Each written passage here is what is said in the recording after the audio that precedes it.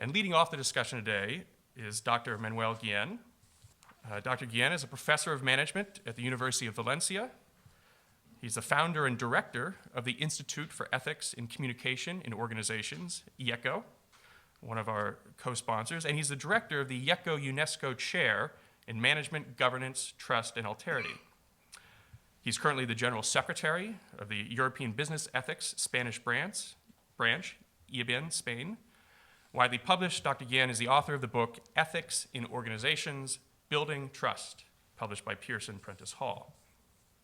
So Dr. Guillen, to get us started, I want to know if it's possible for us to articulate a fuller or more complete description of human motivations, one that brings out sort of the full dimension of human experience, and also what way in which that incorporates moral and spiritual dimensions of human experience. Well, first of all, thank you very much, Bill, for being here, for coming, for organizing this moderating colloquium, and thank you to the panelists for accepting the invitation, and thank you everyone in the room for being here. It's really like a dream. It's the second year. I can't believe this, but I have just 10 minutes to, well, I wanted also to say thank you to Jose Manuel Paez. He probably will say something later, a few words, representing the Real Colegio, and of course the Consul of Spain. But everybody, also the camera guys and those guys recording now, thank you very much for coming. In 10 minutes, I had to tell you something that took me more than 20 years to learn. In 10 minutes. So I'll probably could be running just telling this, but I guess that is a graphic thing. That's why I wanted to have a PowerPoint there. It will be very graphic and I guess simple, because I've been discussing this with my students. If not, we may discuss later. But in 10 minutes, I guess I can get through the entire idea. This is about the story of a professor teaching and being wrong for 20 years when teaching motivations.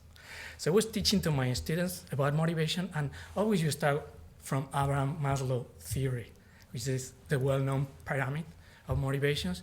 And I thought, okay, I had to explain this, but every time I'm explaining Maslow, I feel like I'm missing a lot of things. So I was trying to put into dialogue Abraham Maslow theory, the pyramids, with other guys, like other people like Herbert, talking about extrinsic and intrinsic motivation. Everybody knows that. But let me just try to present all those taxonomies of or description of human motivation in just a simple table, where you find first the group of extrinsic motivations, which means we are here, for example, or we are teaching, or we are running a business for reasons that have to do with what you and me, we receive from outside, extrinsic. And that could be in a lower level, which means we receive useful good for yourself, which could be called support, reward, whatever you want. But you receive something from outside that is material.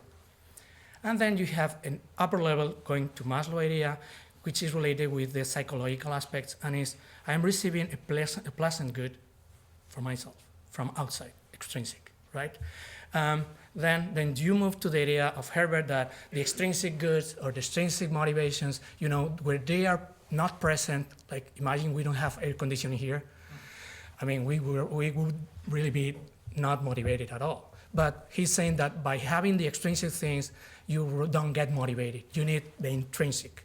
You don't have enough with the extrinsic. So the intrinsic comes from inside, which means while you're doing the action, you're acquiring something. So in the lower level means you are acquiring a useful or practical good, which is like mastery. You're good at something, you're learning. While doing the action, you're learning, intrinsic. Or while doing the action, you are enjoying, getting some satisfaction. So there you get lower level, upper level of Maslow idea and extrinsic and intrinsic. I put in that sense to my students, and everybody could remember and understand in a simple way. And by the way, all the theories, taxonomies of the 60s, 70s, and 80s can be put in that table. All of them, all the taxonomies. Which brings us to the second step in which I was wrong. Because I was telling to my student, why do we have lower and upper level? Lower useful goods. Meaning, as Aristotle used to say, those goods that you're looking for the sake of something else, not for their own sake. Useful, practical material for something. And then pleasant good, you look them for their own sake. They're nice. So we get an explanation that is fine, but I keep telling to my students for years and years, you know what, we are missing something. We're not talking at all about some of the important things that are also good and we care about. And for example, where is morality here?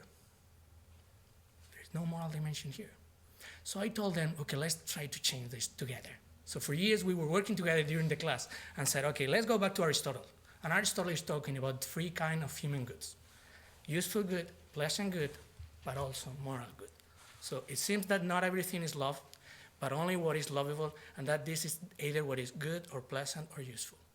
Morally good or pleasant or useful, or he's calling that honest good, pleasant good, and useful good. So let's move here, adding a new dimension where you get, okay, you want to receive from people, from the external aspect, extrinsic, you want to receive moral good, which means you want people to tell you the truth.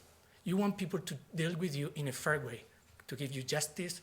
So those are moral goods, and those are human motivations. And this is what Donna is going to talk about, which is about dignity. We are supposed to receive moral goods because we are human beings. So we demand them. It's a basic thing. So we were missing that in my classes. I was missing this for years and years. Then I told to my students, come on, students, we should talk about respect as a motivation we are expecting to receive. And then, if we go to the moral level, but intrinsic, you will have this action that you're doing. While you're doing the action, you're learning, getting useful good, you're enjoying, getting pleasant good, but also getting moral good, which is called virtue. You acquire virtues while you are working in your job. It's not something separate from your family life or your job. It's while you're a good professional guy, a good professional person, it means you're acquiring virtues like order, whatever, all the virtues, joyfulness, cheerfulness, optimism, those are human virtues, moral aspects of your character that you acquire through habit while you are doing the action. So those are motivation. You want to do the right thing, you want to be good. Fine, so in previous theories we were discussing in class, there was an assumption, which is those theories are amoral. Let's not talk about morality at all. So not talk about morality means go just back to the 2 levels. But if you go back and say, okay, we are moral people, we need those levels. But here there is another assumption also, which is we are self-interested. Because if you look at the definitions, the first one is about receiving something. It's like the arrow coming to you. I want to receive things. It's for me. And the second line, the second column, is about acquiring something for me. So everything here is assuming that we are self-interested, and that's all. So we are missing, again, something really important, which is the area of giving. So if we are missing that, we have to introduce that as part of the theory.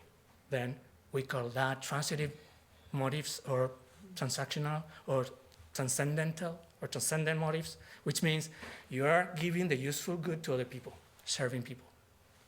You are giving the pleasant good to other people, trying to be nice with other people, caring for them in terms of feelings.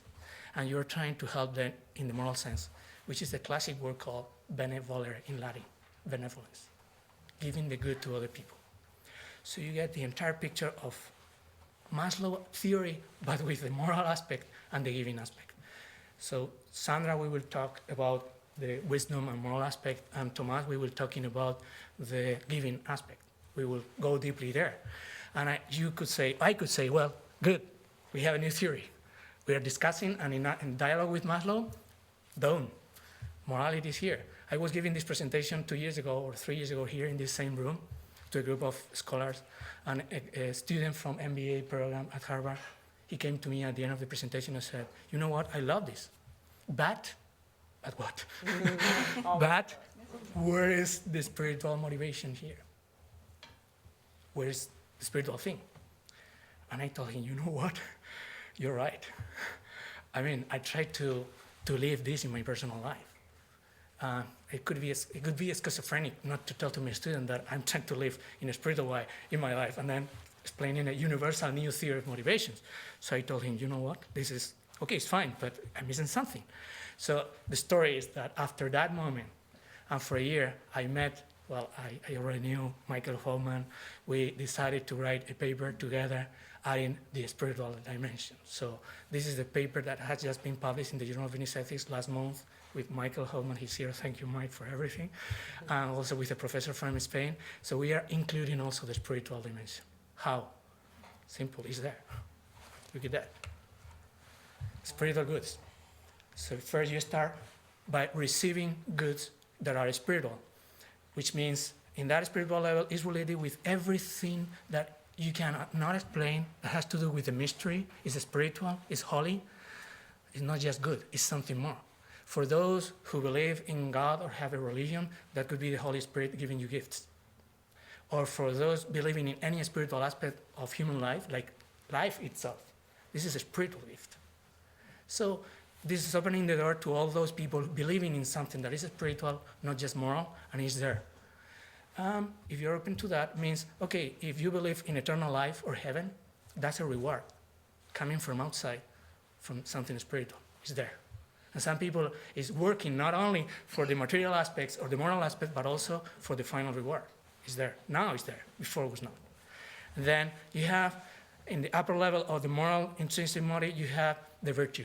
But not the virtue in itself, but the holiness, which is becoming holy, which is adding the spiritual dimension to the just moral virtue, but based on moral thing.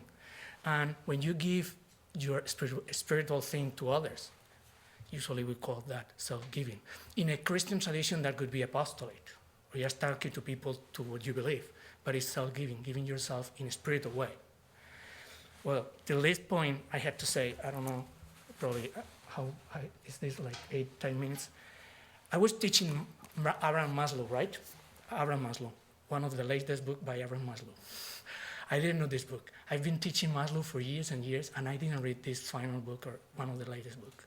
And amazing. It's called The Father Reaches Human Nature. And here he's saying, I was wrong. My pyramid should be updated, and you should talk about transcendent giving, in the sense that self-giving is the highest and most noble human motivation. He's saying here. In fact, he's talking about the transcenders and describing like 35 definitions of transcendence, of giving. But when describing transcenders, he's just saying, because it will be so difficult for so many to believe, Abraham Maslow, I must state explicitly that I have found approximately as many transcenders among businessmen, industrials, managers, educators, political people, as I have among the professionally religious poets, intellectuals, musicians, and others who are supposed to be transcenders and are officially labeled with that label. I mean, he's talking about this, and then he's saying in his book that, by the way, religion has to do with meta motivations, and spirituality with meta motivations, which are on the upper level. So it's exactly the same idea said by Abraham Maslow later. So I'm telling now to my students, you have to read this book, because he's talking about this, and nobody knows and nobody's talking about that. By the way, if you believe in just spirituality, you're on top of that level. But if you really believe in one God, then he should be part of this. If you believe in one God as a person, then should be part of the relationship. You have the different levels of objects and the subjects. So if you open the door to the other with capital, then you get the religious motives. Religare, from Latin, religious, means there is another one, a God. So if you open the door to that possibility, and there are millions of human beings who believe in God, you have to open that possibility to explain this. Then you will have that in your work daily, you may be doing things out of all these motivations, but also to serve God, out of serving God, giving back useful God to him, to God, serving him, doing his will. You may also want to give him gratitude, saying thank you for whatever you receive, for everything you receive. So it's like you are opening the door to another spectator in your work, being watched by the other with capital. So you are giving thanks, and when you are the moral thing, when you know that you are in front of God, then you say, okay, the moral thing is to worship, give back honor, adoration. So in your work, as part of your work, you may have all this motivation, including the possibility of offering your work to God while you're working. And you don't need to do anything extraordinary. It's just by saying, okay, thank you for giving me my job, my family, everything, and it's back to you. Thank you for that. So the highest noble human motivation is not self-giving to others. It's self-giving to the other, which is giving him glory, glorifying him, the glory of God. So now I guess that now you get the entire description of human motivation, of entire human flourishing. Should we talk about this to the business people? I guess we should, as Bill was saying before, and I hope we will keep talking about this to our students because it's the only way of not being a schizophrenic, trying to offer your work to God and then trying to do something different in your daily work. Thank you very much.